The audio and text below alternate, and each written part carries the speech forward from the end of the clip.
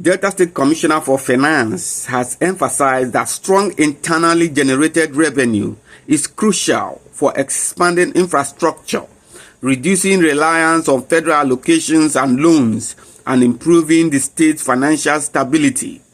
He added that robust IGR enhances accountability and transparency in resource allocation while driving sustained economic growth and development.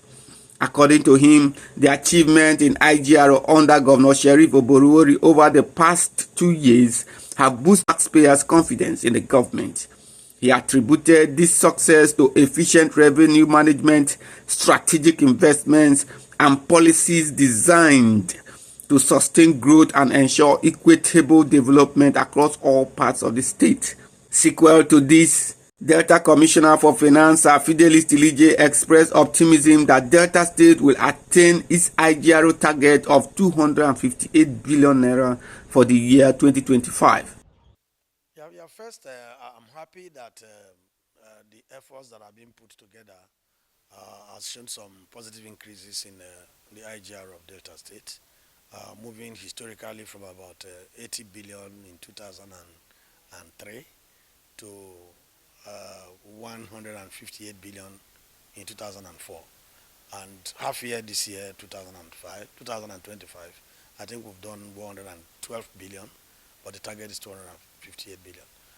What we try to do is on a monthly basis, a report is actually provided by Delta State Revenue Generation Board, and then those reports are first analyzed and then presented.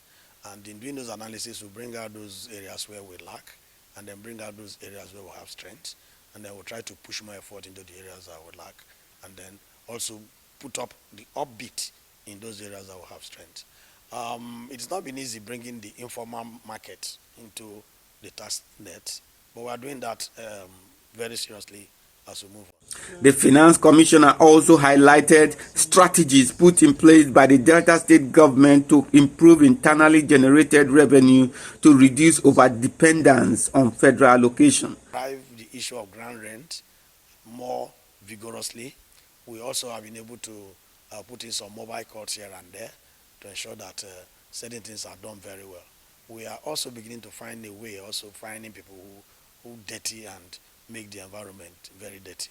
So we are now beginning to, send out task forces for cleaning, then as task forces for ensuring that we centralize the collection of taxes.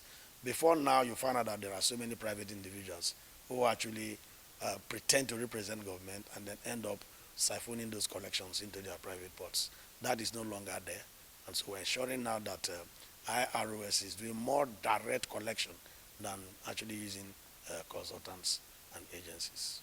I'm very optimistic that the 250 billion will be achieved this year. I'm very, very optimistic. But I can see the vigor, I can see the happiness in those who drive the tax processes. And of course, when we do those analyses, when you do not do well, you are also reprimanded. So the tendency is that going forward on a subsequent month, there is improvement in virtually all those people who are expected to do the collection of taxes. And we have also, like I said earlier, harmonized tax collection, so that when you have a tax bill now, it is a tax bill one centralized into one particular demand that is served to individuals and companies. ADBN Delta correspondent Charles Kosipri reports that with government provision of infrastructure and a good business environment for investors, Delta is bound to generate more IGR and actualize its target.